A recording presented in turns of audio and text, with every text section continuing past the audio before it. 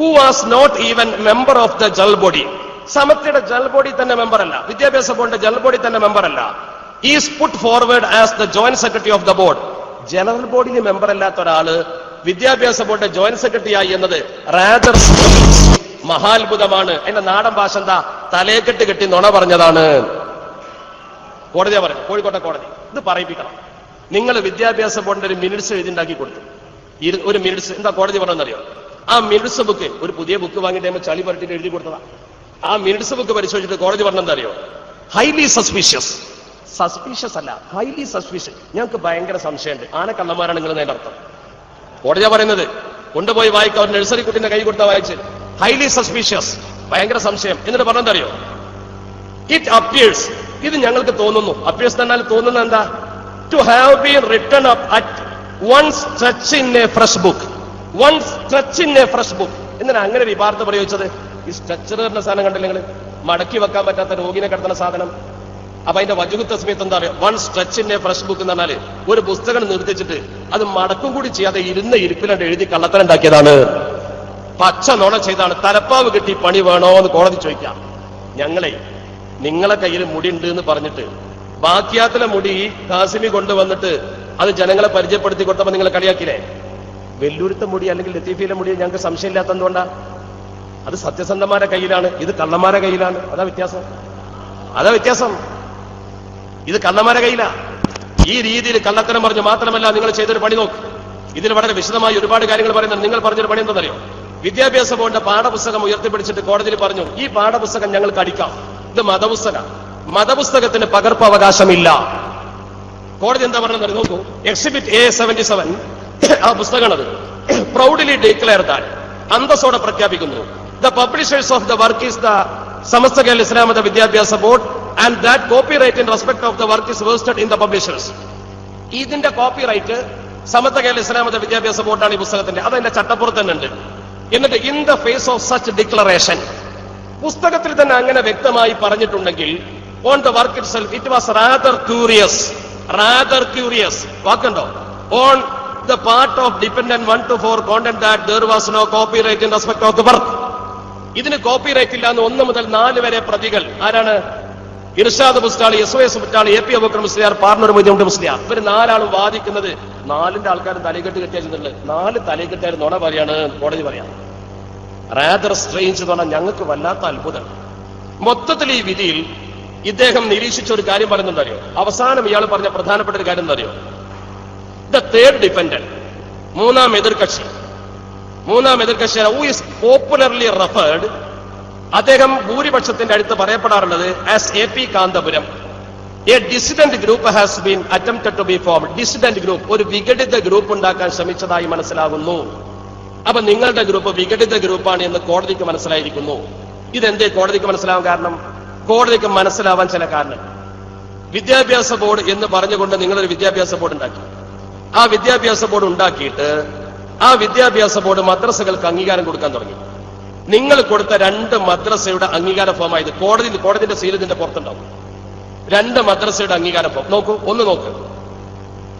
1990 May 12 അംഗീകരിച്ച മദ്രസ നുസ്രത്തുൽ ഇസ്ലാം മദ്രസ, സ്ഥലം പോത്താങ്കണ്ടം, താലൂക്ക് ഹോസ്ദുർഗ്, ജില്ല കാസർഗോഡ്. ഇത് ഇർഷാദ് സിബിയാൻ മദ്രസ, സ്ഥലം മാരായമംഗലം, താലൂക്ക് ഒറ്റപ്പാലം, ജില്ല പാലക്കാട്. ഈ മദ്രസ അംഗീകരിക്കുന്നത് 1990 മെയ് 12. ഇതവിടെ ഈ മദ്രസ അംഗീകരിക്കുന്നത് 1990 ജൂൺ 9. ഇത് അംഗീകരിച്ച് ഒരു മാസം കഴിഞ്ഞിട്ടാണ് ഈ മദ്രസ അംഗീകരിക്കുന്നത്. ഒരു മാസം ഏകദേശം. ഈ മദ്രസയുടെ അംഗീകാരം നമ്പർ നോക്ക്. 1397.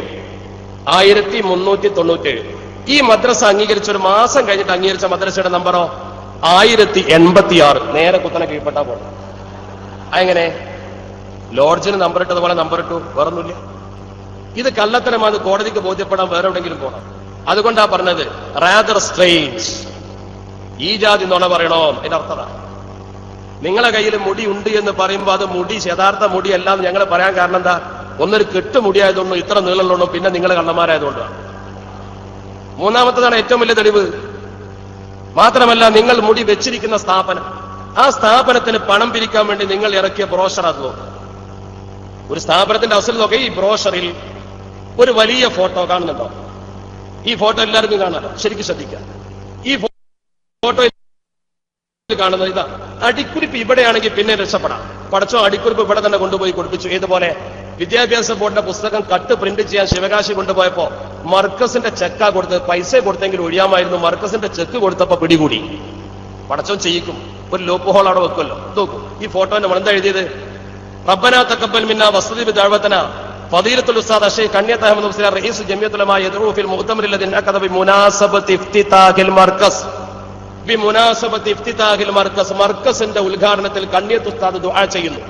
മർകസിന്റെ ഉദ്ഘാടനം ബിമുനാസബത്തി ഇഫ്തിതാഹിൽ മർകസ്. മർകസിന്റെ ഉദ്ഘാടനത്തിൽ കണ്ണിയത്ത് ദുആ ചെയ്യുന്നു. കണ്ടോ? കണ്ടില്ലേ? നല്ല പൈസ കിട്ടും. കാരണം നല്ല ജനങ്ങളുടെ ഫോട്ടോ. ഇത് വലിയൊരു സ്ഥാപനമാണെന്ന് മനസ്സിലാക്കും, പൈസ കൊടുക്കും. നല്ല ശരിയാ. പക്ഷെ എന്താ പ്രശ്നം? ഒന്ന് അടുത്ത് വന്ന് നോക്കിയാൽ കാണാം ഈ ഫോട്ടോന്റെ പശ്ചാത്തലത്തിൽ എന്തായി കാണുന്നത്? അറബിക്കടലാണ്. കാരന്തൂരിൽ അറബിക്കടലുണ്ടോ? അന്ന് ഞങ്ങൾ ചോദിച്ചു, കാരന്തൂര് കടപ്പുറത്തേക്ക് വന്നതോ കടൽ കാരന്തൂർക്ക് പോയതോ? സംഭവം എന്താ? ഇത് സമത്തയുടെ 70-ാം 60-ാം വാർഷികത്തിലെ ഫോട്ടോ ആണ്. അതെടുത്തിട്ട് ഇതിന്റെ ഉദ്ഘാടനം തന്നെ കള്ളത്തരം നടത്തി. കളവ്, പണം പിരിക്കാൻ കളവ്. നിങ്ങൾ പണം പിരിക്കാൻ വേണ്ടി എന്ത് വ്യാജ പ്രവർത്തനവും ചെയ്യുമെന്നതിന്റെ തെളിവായത് റഈസുൽ മുഹഖഖീൻ കണ്ണിയത്ത് ഉസ്താദ് 10 രൂപ ചുരുട്ടി കൊടുത്താൽ ചോദിക്കും, നിനക്കെന്താ ജോലി, നിനക്കെന്താ ശമ്പളം? സംശുദ്ധമാണെങ്കിൽ മാത്രം വാങ്ങും. സമത്തയുടെ സമ്മേളനത്തിന്റെ ഫോട്ടോ കൊടുത്തിട്ട്, കണ്ണിയത്ത് ദുആ ചെയ്യുന്ന ഫോട്ടോ ഇപ്പുറത്ത് കൊടുത്തിട്ട്, ഇതിന്റെ മുകളിൽ കടലിന്റെ മുകളിൽ മർക്കസിൽ പ്രാർത്ഥിക്കുന്നു എന്ന് എഴുതാൻ മാത്രം വമ്പൻ വിഡ്ഢിത്തം അല്ലെങ്കിൽ കള്ളത്തരം നിങ്ങളല്ലാതെ ചെയ്യോ? ഇവിടെയാണ് അത് എഴുതിയിട്ടുണ്ടെങ്കിൽ രക്ഷപ്പെടാം. കടലിന്റെ മുകളിൽ എഴുതിയിട്ടത് കണ്ണിയത്ത് കാരന്തൂര് പ്രാർത്ഥിക്കുന്നു. അള്ളാഹു ചെയ്യിച്ച പണിയാ. നോണ നല്ലവണ്ണം പറയും പൈസ കിട്ടാൻ. മറ്റൊന്ന് നോക്ക് നിങ്ങൾ. ഇയാൾ അബുദാബിയിൽ ഒരു പ്രസംഗം നടത്തി. അബുദാബിയിൽ പ്രസംഗിച്ചിട്ട് അബുദാബിയിലെ ആ പ്രസംഗത്തിന്റെ ഫോട്ടോ ഖലീജ് ടൈംസിൽ വന്നു. ഖലീജ് ടൈംസ് എന്താ ഖലീജ് ടൈംസിൽ വന്ന photo? Sheikh Abubakar bin Ahmed Aminul Masajid Jamiyathul Ulama al Hind Kerala addressing the Juma al Vida. അതായത് ഇതിൽ തന്നെ പറയുന്നു Ramadan's last Friday at Abu Dhabi grand mosque. Abu Dhabi grand മോസ്കിൽ മൂപ്പർ പ്രസംഗിക്കുന്ന ഫോട്ടോ ആണ്. മനോഹരമായ ഫോട്ടോ.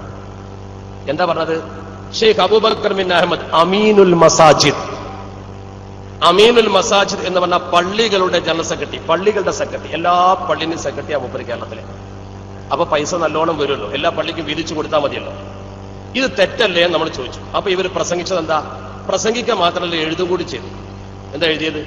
എഴുതിയും കൂടി വായിക്കണം. ഈ പുസ്തകമുണ്ട്. ഇത് സുന്നീവന സംഘത്തിന്റെ ആധികാരിക പുസ്തകമാണ്. ഇത് എഴുതിയ ആളെ പേര് ഇബ്നു ഉഹൈമിദ് അൽഫുൽ കുനി എന്നാണ്. ബേജാറാകണ്ട, ഇബ്നു ഉഹൈമിദ് എന്ന് പറഞ്ഞാൽ കുഞ്ഞാമിന്റെ മകൻ എന്നായിട്ട് വായന. അത് അങ്ങനെ പേരെഴുതുമ്പോ ബേജാറാവുന്ന കരുതി അങ്ങനെ ഒരു പേരുണ്ടാക്കിയതാണ്. ഇതിന്റെ 39-ാം പേജിൽ പറയുന്നു എന്താണ് അമീനുൽ മസാജിദ് എന്ന് പറഞ്ഞതിന്റെ അർത്ഥം എന്നാണ് ഇവിടെ പറയുന്നത്. ഇതിന്റെ 39-ാം പേജിൽ വിശദമായി ഇവർ പറഞ്ഞ കാര്യം വളരെ ലളിതമായി ഞാൻ വായിക്കാം.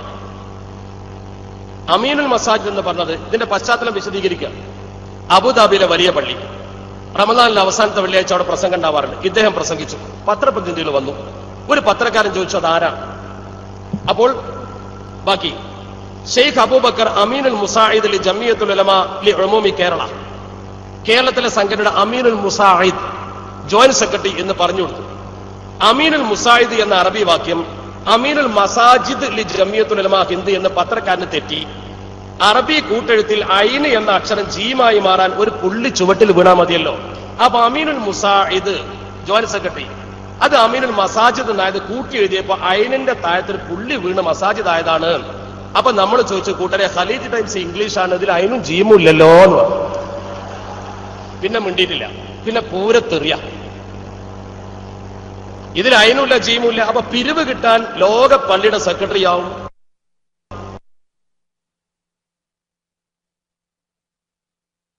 കടല് കാരന്തൂരിലേക്ക് കൊണ്ടുപോകും. ഇതൊക്കെ സ്വാഭാവികം മാത്രമാണ്. അതിന്റെ മറ്റൊരു തെളിവാണ് അവർ പത്രം ഉണ്ടാവും. ഇതാ നോക്കൂ, സ്ഥാപനങ്ങൾ ഉണ്ടാക്കുന്നതിനും കോംപ്ലക്സുകൾ ഉണ്ടാക്കുന്നതിനും വ്യവസ്ഥാപിതമായ ആസൂത്രിത പദ്ധതി ആവശ്യമാണ്. അതില്ലാത്തത് കൊണ്ടാണ് സാമ്പത്തികമായി നാം പരാധീനതയിലാണ്. മദ്രസകളിൽ പഠന സമയത്തിന് ശേഷം ഒരു വിദ്യാഭ്യാസ പരിപാടികളും അഗതി മന്ദിരവും ഒക്കെ തുടങ്ങാവുന്നതാണ്. ഒപ്പം ഇതിന്റെ പേര് പറഞ്ഞ് പിരിവ് നടത്താം.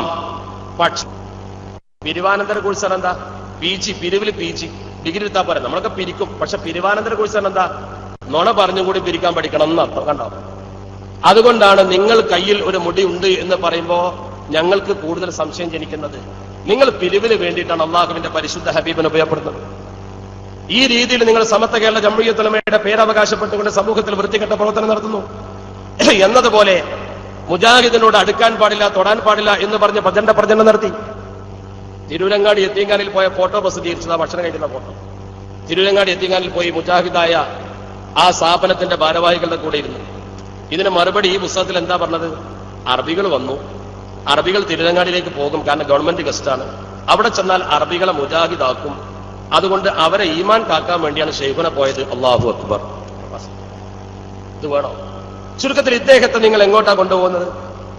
പണ്ടൊരു ക്രിസ്ത്യനായ രാഷ്ട്രീയ നേതാവ് തിരുവമ്പാടിയിൽ വെച്ച് പ്രസംഗിച്ചു. തിരുവമ്പാടിയിൽ പ്രസംഗിച്ചു, ആളെ പേര് പറഞ്ഞത് ശരിയല്ലല്ലോ. സദസ്സിനെ ഇരുത്തിയിട്ട് പറഞ്ഞു, സൈദിക്കൊക്കെ അറിയാം, മുസ്ലിം സമുദായത്തിൽ ഇനി ഒരു പ്രവാചകൻ വരികയാണെങ്കിൽ അത് അബൂബക്കർ മുസ്ലിയാരായിരിക്കും എന്നാണ്. അല്ലാഹു അക്ബർ എന്നുള്ള കൗമ് തെക്ബീർ ചൊല്ലിയ ശേഷം അവർ ആലോചിച്ച ലേശം കടുത്തുപോയി, പിന്നെ പിൻവലിക്കാൻ വയ്യല്ലോ. ആലോചിച്ച് നോക്കും, അന്വേഷിച്ച് നോക്കും, ആ ആളെ പേര് വേണമെങ്കിൽ പറയാം.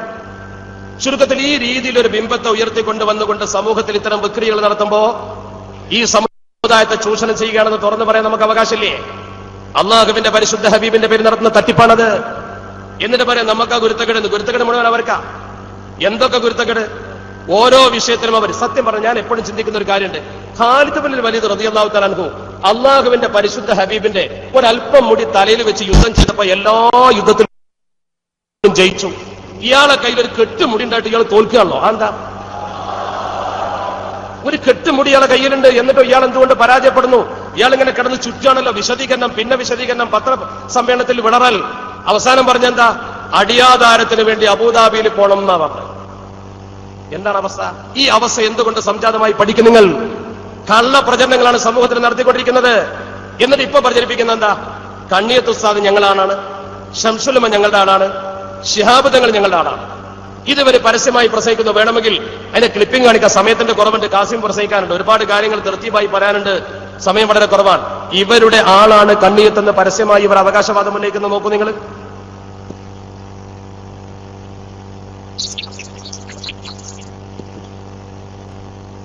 ബഹുമാനപ്പെട്ട റഈസുൽ മുഹഖഖീൻ കണ്ണിയത്ത് ഉസ്താദിനെയും ശംസുൽ ഉലമയെയും സ്വന്തക്കാരാക്കി മാറ്റുന്നു.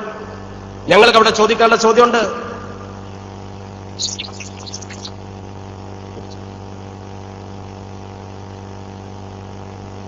അല്ലെങ്കിൽ ഇവിടെ സമയം അതിവിടെ പോട്ടെ. ബഹുമാനപ്പെട്ട പാണക്കാട് സയ്യിദ് മുഹമ്മദ് അലി ശിഹാബ് തങ്ങളെ കുറിച്ചും അതുപോലത്തെ സയ്യിദന്മാരെ കുറിച്ചുമൊക്കെ ഇവര് തന്നെ ഇപ്പോൾ പ്രസംഗിക്കുന്ന ഒരു പ്രസംഗമുണ്ട്. നേരത്തെയുള്ള സ്വഭാവത്തിൽ നിന്ന് മാറിയതെന്താ? അതിന്റെ കാരണം ഇപ്പോൾ ജനസമൂഹത്തിൽ പിടിച്ചു നിൽക്കണമെങ്കിൽ അത്തരം ചില പ്രവർത്തനങ്ങൾ ചെയ്തേ പറ്റും. നേരത്തെ ചെയ്തിരുന്നും ഭിന്നമായൊരു സമീപനം. നേരത്തെ ഇവർ ചെയ്ത പ്രവർത്തനം എന്താണ്? ഇപ്പോൾ ചെയ്തുകൊണ്ടിരിക്കുന്ന പ്രവർത്തനം എന്താണ്? ശരിക്കും ബഹുമാനപ്പെട്ട സമസ്തയുടെ പണ്ഡിതന്മാർ, പ്രഗത്ഭരായ പണ്ഡിതന്മാർ നീങ്ങി വന്നതാണ്. ഇനി ഒരു കാര്യം പറയാനുള്ളത്, ബഹുമാനപ്പെട്ട മർഹൂം കണ്ണിയത്ത് ഉസ്താദ് വരെ സമസ്തയുടെ പണ്ഡിതന്മാർ, പ്രഗത്ഭരായ പണ്ഡിതന്മാർ നീങ്ങി വന്നതാണ്. കണ്ണിയത്ത് ഉസ്താദ് അവറുകളാണെങ്കിലോ അല്ലാഹുവിന്റെ അടുക്കൽ ഉന്നത സ്ഥാനമുണ്ടെന്ന് നാം വിശ്വസിക്കുന്ന ഒരു മഹാപണ്ഡിതനാണ്. അല്ലാഹു അവിടുത്തെ ദറജ വർദ്ധിപ്പിച്ചു കൊടുക്കുമാറാകട്ടെ. ആ മഹാനായ കണ്ണിയത്ത് ഉസ്താദ് അവർ, മറ്റൊന്ന് ശംസുൽ ഉലമ ഇ.കെ. അബൂബക്കർ മുസ്ലിയാർ, ഒരു പ്രഗത്ഭനായ പണ്ഡിതനാണ്. ഞങ്ങളുടെ ഈ സ്റ്റേജിൽ പങ്കെടുക്കുന്ന പല പണ്ഡിതന്മാരും നേരിട്ടും അല്ലാതെയും മഹാനവറുകളുടെ ശിഷ്യഗണത്തിൽപ്പെടുന്നവരാണ്. അവിടത്തോട് ഞങ്ങൾക്ക് ആദരവും ബഹുമാനവുമാണ്. എന്റെ സദസ്സിലുള്ളവരും ഈ മുന്നിൽ വയ്ക്കുന്ന മൊയ്തു ഫൈസി അടക്കം പലരും ഇ.കെ. ഉസ്താദിന്റെ ശിഷ്യന്മാരാണ്. ഇവിടെ നമ്മൾ കേട്ടത് ബഹുമാനപ്പെട്ട റഈസുൽ മുഹഖഖീൻ കണ്ണിയത്ത് ഉസ്താദിനെയും ശംസുൽ ഉലമയെയും ഒക്കെ അംഗീകരിക്കുന്ന ഒരു കൂട്ടം. മാന്യമായി നമുക്ക് ചോദിച്ചൂടെ? 1993 ബഹുമാനപ്പെട്ട ശൈഖുന കണ്ണിയത്ത് വിടവാങ്ങുന്നത്. 96 ശംസുൽ ഉലമ ലോകത്തോട് വിടവാങ്ങുന്നത്. ഈ മഹാന്മാർ ഇവിടെ ജീവിച്ചിരിക്കുന്ന കാലത്ത് അവരെ ഇപ്പൊ അംഗീകരിക്കുന്ന ആളുകൾക്ക് 89 മുതൽ 93 വരെയും 89 മുതൽ 96 വരെയും എന്തേ അന്തം വഹിക്കുന്ന കാലത്ത് അംഗീകാരം കൊടുത്തില്ല? 93 ബഹുമാനപ്പെട്ട 93 വരെ നിങ്ങൾ സംഘടന ഉണ്ടാക്കിയ പ്രസിഡന്റും സെക്രട്ടറിയും കൊണ്ട് നടന്നില്ലേ? ശംസുൽ ഉലമ മരണപ്പെട്ടു പോകുന്ന 996 എന്തേ 96 കൂടെ വെച്ചുകൊണ്ടിരുന്നു? ഇപ്പൊ ജനങ്ങളെ കബളിപ്പിക്കാനല്ലേ ഇത് പറയുന്നത്? അവര് മരണപ്പെട്ടതിന്റെ ശേഷമല്ലല്ലോ നിങ്ങൾ സംഘടന ഉണ്ടാക്കിയത്. ജനങ്ങളെ വഞ്ചിച്ചുകൊണ്ട് കൂടെ നിർത്താനുള്ള വൃത്തികെട്ട ഏർപ്പാടല്ലേ അത്? മാത്രമല്ല ശിഹാബ് തങ്ങളെ കുറിച്ചും ഇത് തന്നെ പറയുന്നു. ശിഹാബ് തങ്ങളെ കുറിച്ച് പറയുന്ന വേണമെങ്കിൽ കേൾപ്പിക്കാൻ പറ്റും. ശിഹാബ്